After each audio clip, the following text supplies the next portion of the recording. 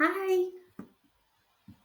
When looking at my research and research topic, I was able to identify a few different beliefs and biases and preconceptions that I could have that could possibly influence how I collect data or interpret data. One of the things is I am still currently working as a special education teacher in the classroom rather than a district level or building level administrator.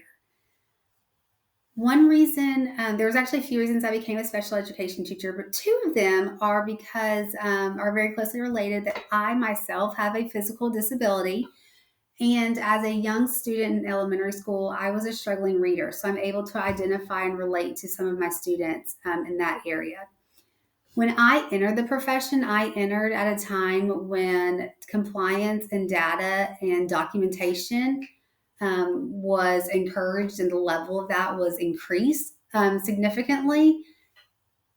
I also find myself that I tend to be one that enjoys learning. I'm enrolled in the doctoral program.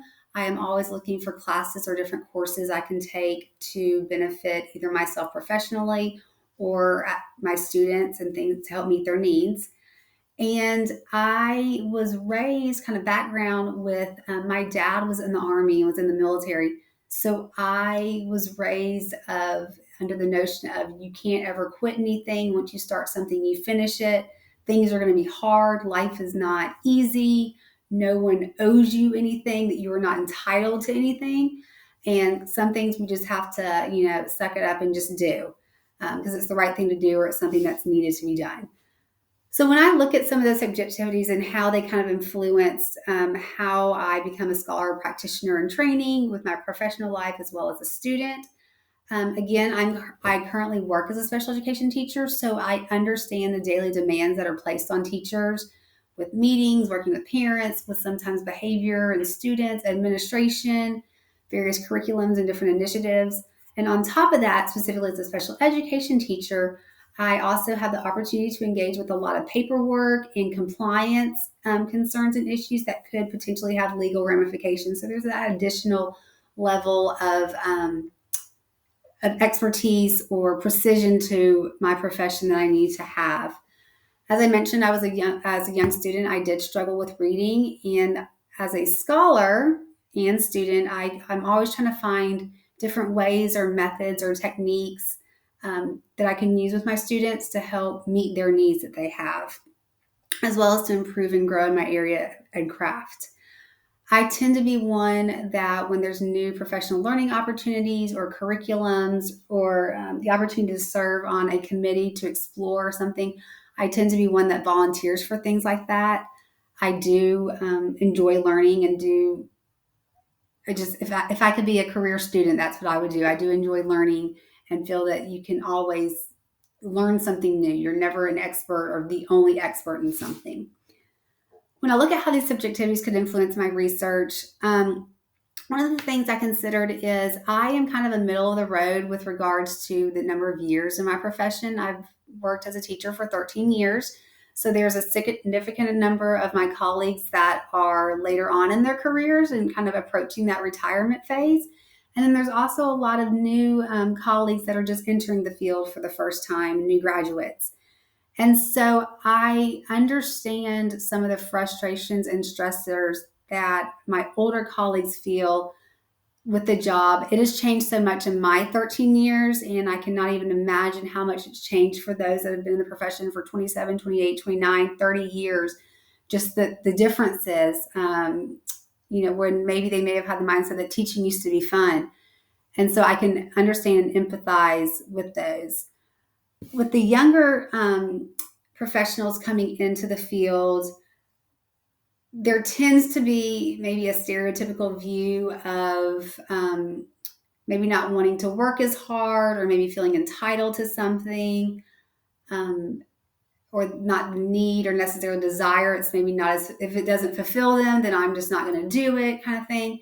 And so I could see myself potentially kind of viewing them maybe as weak or lazy and wanting to kind of quit early rather than sticking through with something. And again, I am a classroom teacher, so I empathize with those that are still on the front line, still teaching. one of the things, or a couple of the things that I read in the readings, was the use of a research journal to constantly and continually reflect and look back on your subjectivities and how how you're being influenced by different people, participants, data, things like that. And having that enhanced awareness that there are new subjectivities that could arise that were not previously thought of or discovered at the beginning of a research project. Two of the subjective eyes I came up with or resonated with was one of them is Peshkin's non-research human, of the fact that I still am a special education teacher in the classroom, and I could see how I could view my research as wanting to be a hero and save the profession and make everything great and wonderful for my colleagues, and step out of the role of being a researcher and wanting to be alongside with them. Another thing for me is the persevering eye of I am not going to quit or give up on something. And so will often sacrifice maybe myself, my mental or emotional well-being, for either for others or for a skill or a task or a job. And how that could, I'm going to finish through and go down this road, even if it may be not the right thing to do. So those are two areas that I would need to keep in check. A couple of avoidances is that I could, that maybe allow me some more opportunities maybe than some other people, is the fact that I am a teacher. I may be more approachable by other teachers and maybe be more of a safe space, as I'm not a supervisor or an evaluator in any area. Some other things that maybe could be limiting to me is some teachers already have a lot of things on their plate and they might not be willing to kind of engage and participate in this activity with me. And also possibly conflicts of interest in ensuring that participants, if I use them within my school or district, that confidentiality and their privacy is maintained, because I could see that some participants maybe had a fear of retribution. So I may need to look outside of my district or my school for participants. And also ensuring that contact information and technology, I use my personal rather than school things. An area of interest for my dissertation is teacher burnout, especially in the area of special education teachers.